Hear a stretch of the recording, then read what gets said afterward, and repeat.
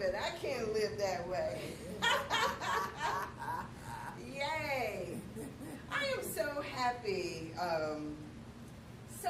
to be here, and so happy to have witnessed the life of Aretha Franklin and the celebration along with her life, and so much that has gone on. I am constantly telling people how honored I am at the life, the trajectory of our lives. Girlfriend told me the other day that I graduated high school with. She looked at me and she was like, man, if I didn't do something to my hair, it would look just like yours. and I laughed at her because I told her, I said, I'm letting it go. I said, because this is my superhero look. I said, all the women I respect have this, this distinguished gray in their hair. And so I'm embracing that part of myself.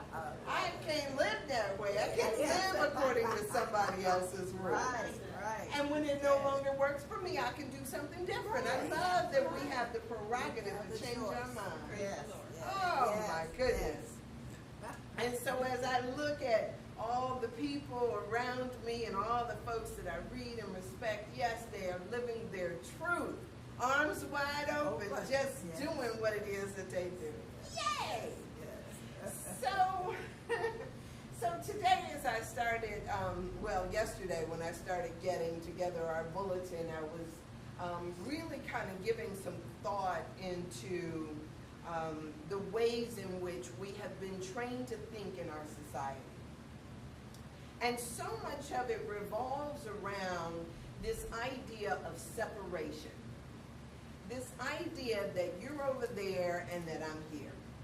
And so as I started thinking about this notion of separation and this, this division that people see, it's so easy to point the finger and blame things on the other that we never recognize that the other is not separate and apart from us, but is us. And so I started thinking about the Beatitudes, and I want to share with you just for a minute, this from the Beatitudes, because I thought it was so poignant in pointing this out. It says, "Blessed are the humble, for theirs is the kingdom of heaven." I'm sorry, because let me figure out how to increase my print a little bit. Okay, there we go. You said put on my glasses. Okay, so blessed are the humble, for theirs is the kingdom of heaven. I'm reading out of the Aramaic translation, because in the regular Bible it says the poor, blessed are the poor, but this one says, blessed are the humble, for theirs is the kingdom of heaven. Blessed are those who mourn, for they shall be comforted. Blessed are the meek, for they shall inherit the earth. Blessed are those that hunger and thirst for justice, for they shall be satisfied. Blessed are the merciful, for they shall have mercy.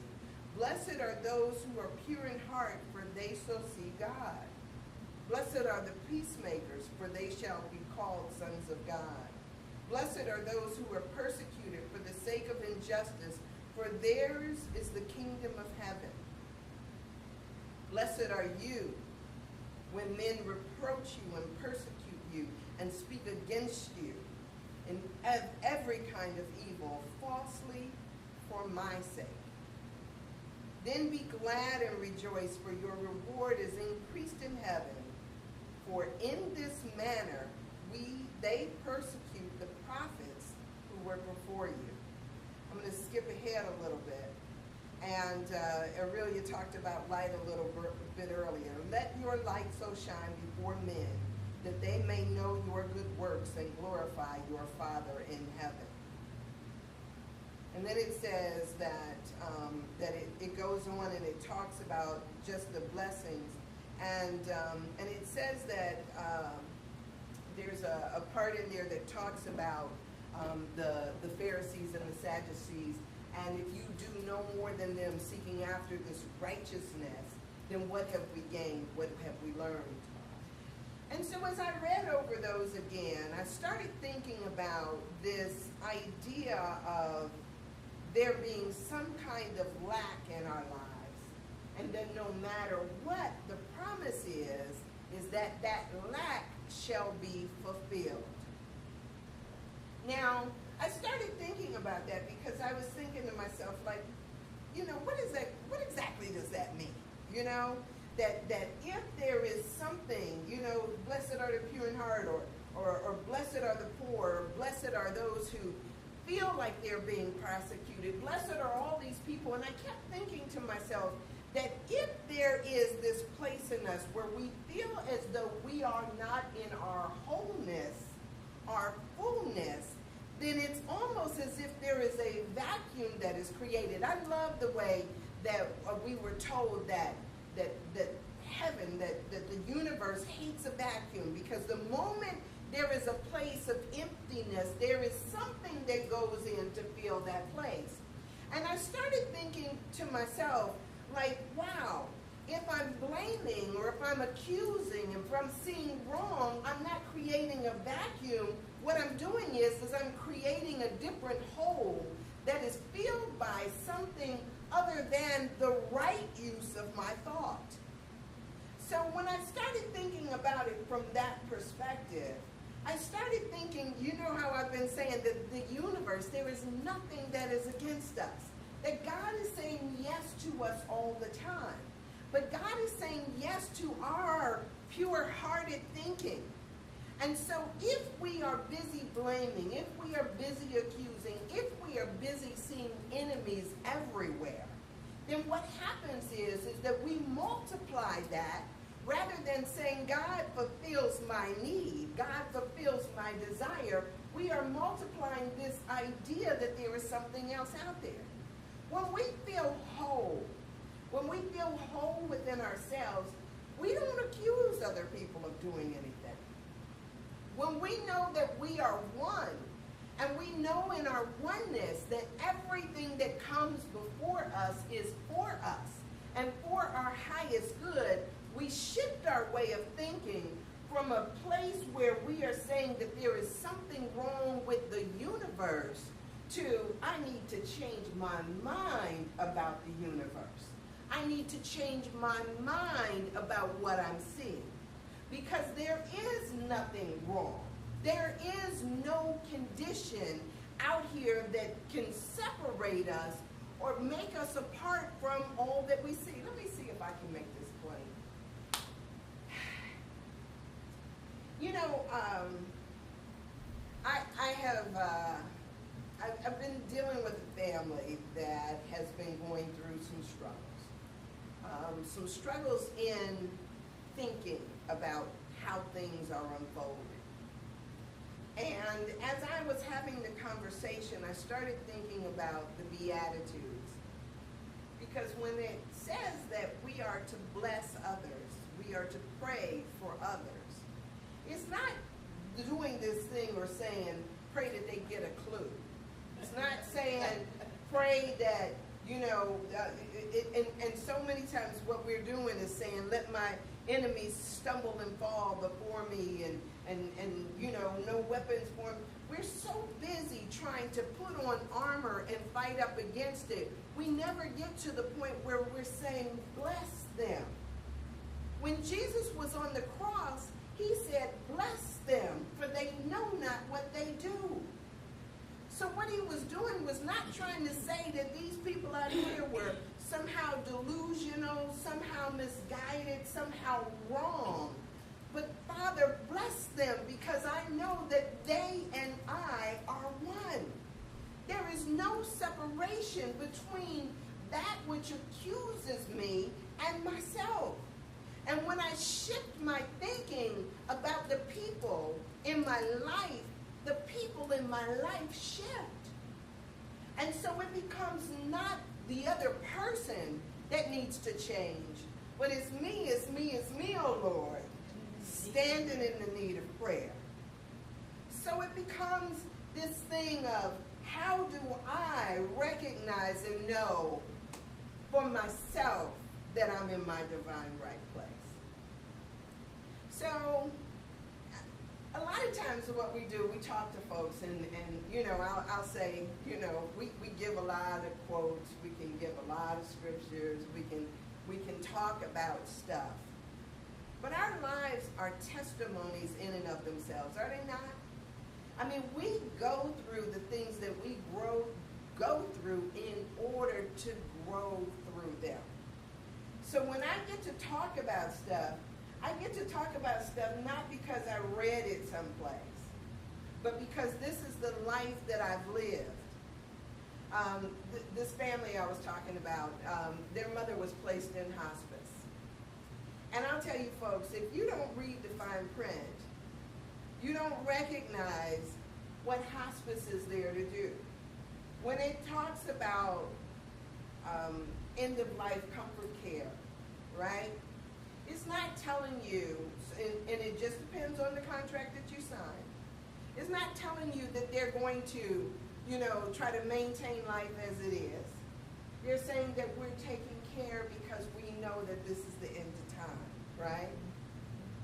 And so I went through this with my dad. My dad was, you know, he was dying. It was, you know, he was on his way out, and there was a lot that we did in that last year. You guys know because you were here. There was a lot that we did in that last year to try to, you know, reverse what was going on. But at a certain point, you know what happens. I mean, we all know that. This in our society today, we make so much money off of the fear of dying. And I'm not saying that that's wrong, but we make so much money off of it. And so when we finally decided that we were going to take our dad out of, you know, out of the hospitals and out of all the care, we decided on hospice. And we decided to go with a hospice that would actually feed him. We fought over it, we talked about it, we did all of this stuff. But in the end, we knew what was going to happen anyway. And it did. He was peaceful and he was at home. And I was so blessed to have had that time with my dad, to have had that time with my siblings, all of that stuff. But when we start to act as though we've got to fight up against what's going to happen, rather than bless the occasion, what we do is we create more struggle than we do unity. And what the time is a time for us to come together to love and to celebrate those things. So when we see families that are in crisis because of it, I tell you, it's hard to talk about, but it is one of those things that we have all been through it, and our blessing is a blessing to somebody else who is in the midst of that now. And when we withhold that blessing, when we withhold that lesson, what are we doing? So when we start talking about this idea of no separation, your pain is my pain. We've all gone through this. We all know what it's about. And as we live our lives, we're supposed to give voice to that. So when it says that idea of blessed are those who mourn, so they shall be comforted. It's not for God to come down out of heaven to comfort it. You in the moment are the person who provides the comfort. You are the person that is called upon. You are the miracle worker. You are the peacemaker. You are all those things.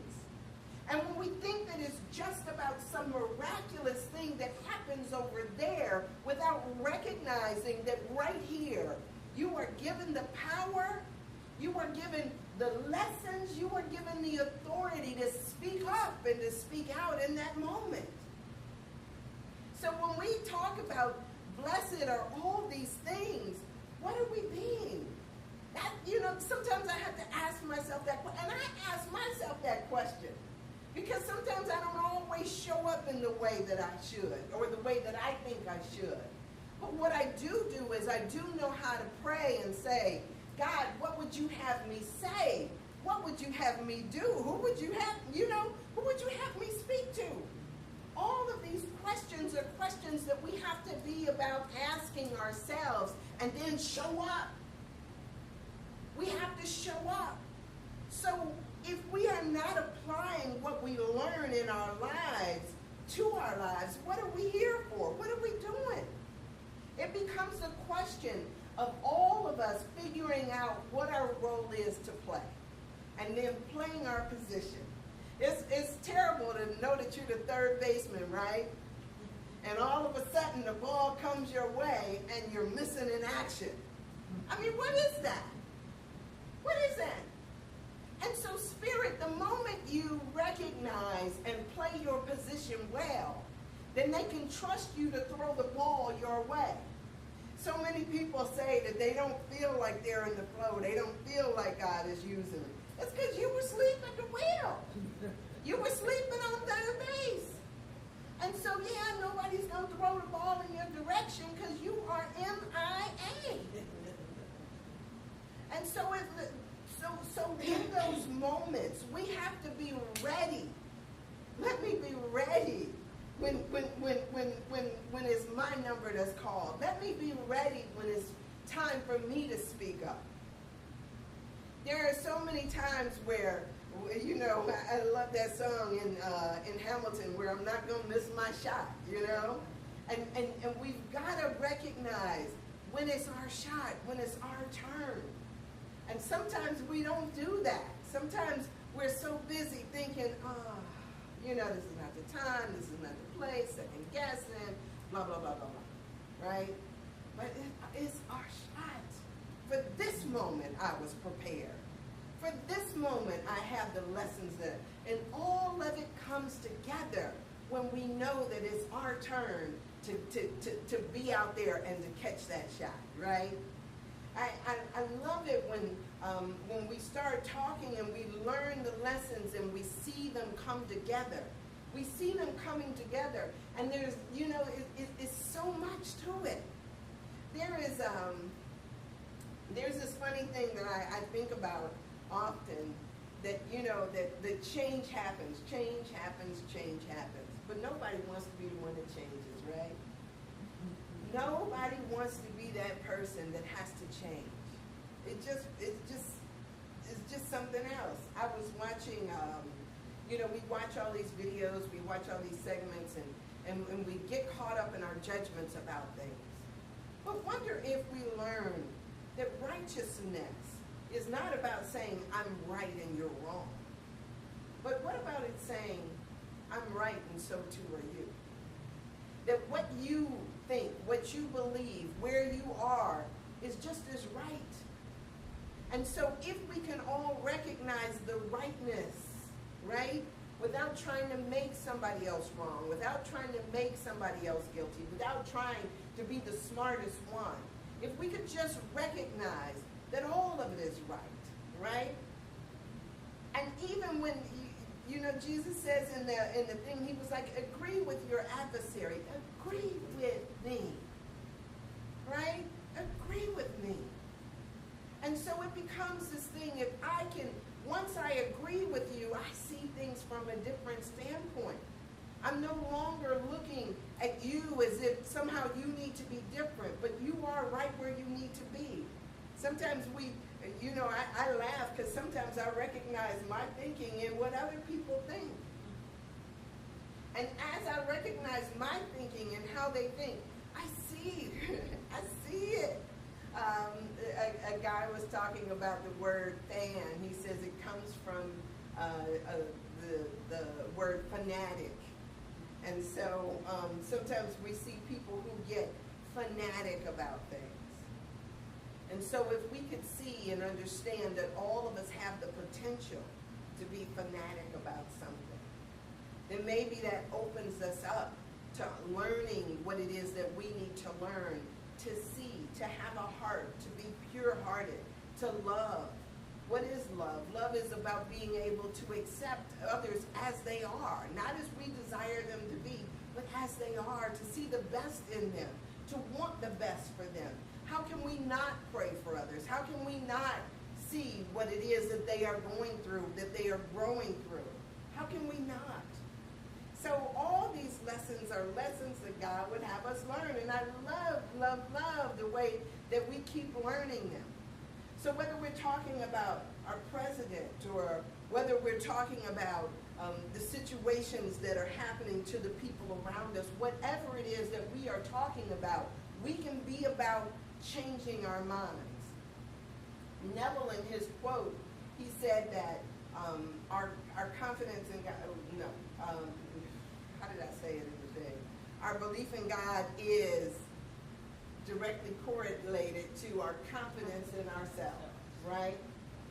And so this notion that there is nothing against us, this notion that the universe is for us, this notion that we are always in our divine right place ought to give us a certain confidence. It ought to make us walk different and talk different and be different in the world. But when we're thinking that we're lacking, all we're doing is we're throwing our energy into a black hole. It's not lifting us. It's not doing anything for us. But we have to be about the business of saying that the universe wants the highest and best for me. And when you trust that, it causes you to have a different level of confidence. I know for me, it absolutely has me in a different mindset, because then I get to take, authority in a situation. I get to stand up in a situation and to know that no matter what I say, it doesn't matter what comes out my mouth, because God has already prepared it for your ears. And so if God is preparing it for your ears, you hear exactly what you're supposed to hear, regardless of what I say. So if I trust in God, I trust that everything that comes forth is going to be perfect. And if it's not, you'll forget it as soon as you hear it, right? It'll be transformed the minute you hear it. Or it'll be twisted in a way that what you hear is what you're supposed to hear.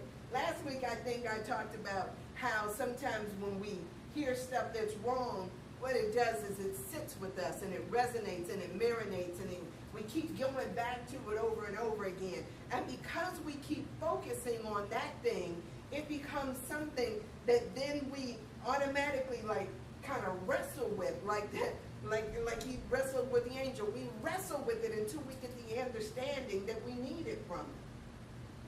So all of this stuff works together when we get to a place when we have confidence that the universe is for us, that God is for us.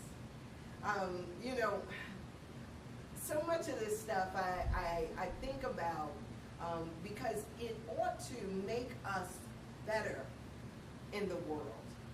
Better than we were, right? Not to say that anything is wrong with where we are, but we all know when we need something different. I know for me, I do. Sometimes I sit back and I ruminate, or I think in my mind about, what I should be doing. Why didn't I show up earlier? Why didn't this happen, or why didn't that happen?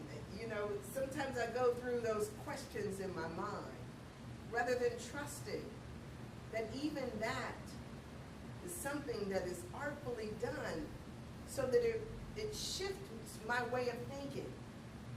It shifts how I am. And the moment we are so busy chasing after perfection, those are the times when we let those things go, because it seems like it's vexing us. And so if it's vexing us, we gotta stay with it. We gotta, get rid of it, is what we usually try to do. Like, let's sweep that under the rug so we don't have to deal with it. But wonder if what vexes us is our calling. It's calling us to something higher, something greater, something different, a different way of being, a different way of seeing. How often is it that we just, I'm not dealing with that.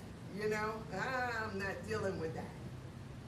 But those are the moments when we are called to step up to the plate. So we've got all these things that happen, and they happen for our highest and best. There is nothing that is happening that is not orchestrated so that we do what it is that we're called to do.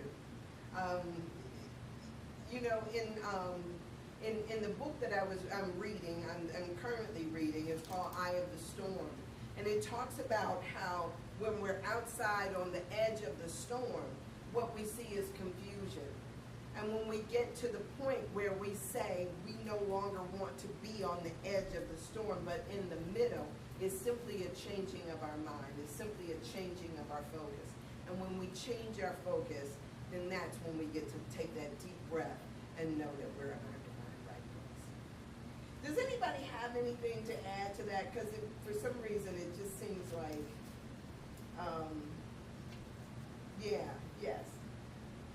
You've hit on so many things, and particularly my mind kept kind of flashing back to what's been going on in the world. Mm-hmm. We talk about families who are not communicating. I heard this story similar to the one that you told. A woman, a daughter, had been caring for her father for years, to the point where she was deteriorating. I mean, she was so overwhelmed and overworked, while another sibling was sort of on the outskirts of all this. Well, they decided that she needed a rest, and she went away for just over a weekend. And while she was gone, her father died. And she felt that her sister had killed her father. Right. Mm-hmm. And or that because she wasn't there, her Yeah, father yeah. passed.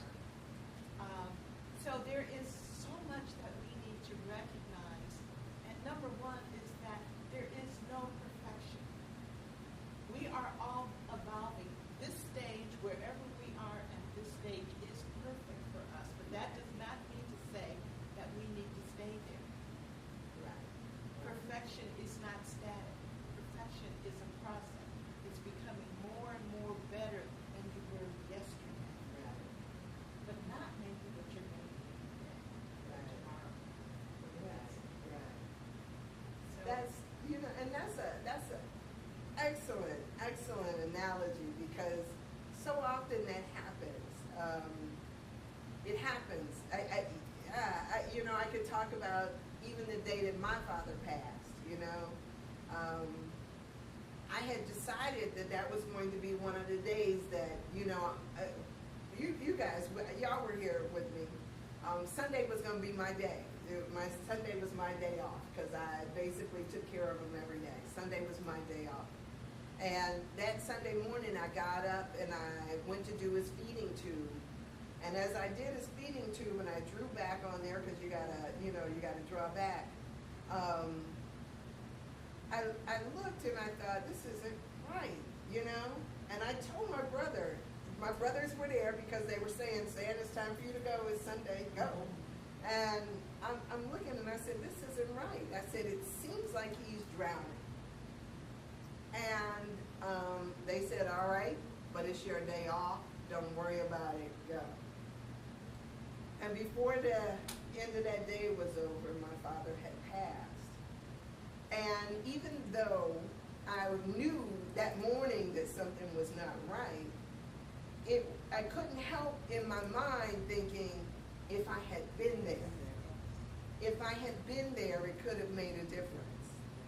But the thing about it is that I also know that stuff, that stuff that has happened to me, that God has said to me directly, that you can neither give life nor take life.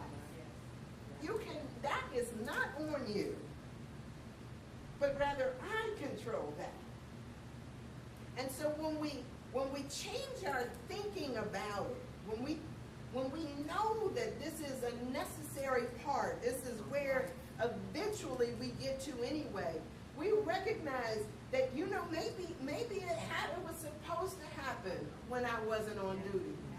It was supposed to happen the way that it happened, and it happened perfectly. And so it becomes this process of us letting ourselves off the hook, of us forgiving our ideas that we created God. Because nobody wants to say that, but that's really how we operate. Like, we created God in our image. And God is we make God out of an errand boy. Do what it is that I say do. Be the way that I say be. Rather than recognizing that there is a mystery to this universe that we don't understand. And just accepting that. Being awed by that. Loving that. I tell you, it's amazing when we start to walk in the truth and let our light so shine. We don't hide under a bushel, but rather we put it out there for all the world to see. Tell your stories, right? I'm always saying that. Tell your stories. Because that is the thing that heals us. Those are the things that make sense in other people's minds. We don't know what it's going to be. Sometimes we talk and it's the thing that you didn't even think was important that clicked in somebody else's mind. We don't know. But we just know we got to show up, right? And showing up and giving of what we are is love. That's what God is. That divine givingness of all that God is. I did this thing talking about God is not a personality, but God is principle. God is law. And what it does is it gives. It gives unconditionally. It gives overflowing and abundantly. But what are we accepting? When we start changing our minds about what we see and all that's possible, man, sometimes we get out of the way because God is sometimes making room for our good or good. Yeah. I love the way that lady used to always talk about the word gooder. You know? Gooder. Good or good. You know, we think we got it good, but sometimes it's good or good on the way. But unless we let go of one thing, we'll never know. Sometimes it's that job that we hate, that people hate. Sometimes that needs to be let go. Sometimes it's the ideas about what we're supposed to do as women or as seniors or sometimes it's our ideas that we have to let go. And once we let go of those, then we make room for what's possible. I love it. I love it.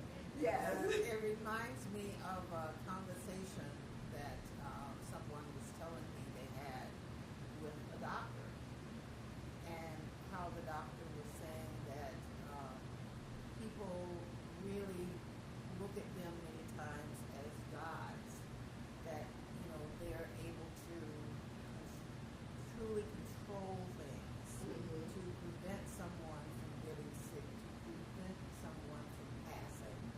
And he said, what they don't hear is that we are practicing physicians. Right. Right.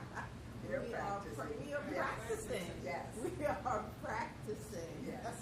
Yes. I thought that was really Yes. so key and so to the point. And you know what is so funny, because all of us are practicing miracle workers too. Yes. You know? Yes. Because sometimes you can hear something just because of what you do, where you are, or where you work, and you've seen something so many times that when somebody says this happened, and that happened, I know that, right? You know exactly what they're talking about, but most of the time we don't give voice to it. I remember when my grandmother was having issues with her thyroid, and she's going to the doctor over and over again, and they're telling her they don't know what the problem is. And it's just like somebody else sitting there with a conversation, and they cock their head to the side, and they say, you know what that sounds like? Go back and tell them to check this. And sure enough, we have to speak up. We have to speak up. And we have to recognize that when something comes up, it's not by accident. You're at third base. Play your role, play your position. Do what it is that you're to do. I love this stuff. I love it, I love it, I love it. All right. You've got to see it. Huh? You've got to see it. You've got to really see into that situation Yeah. in order to speak up. But you know got to what? be present. You know what? Sometimes I don't see. Oh, Sometimes I hear stuff, and I'm sitting up there saying, you know what? I don't know why I'm saying this, but it just, Yeah. I don't know why I'm saying this. I don't know where it came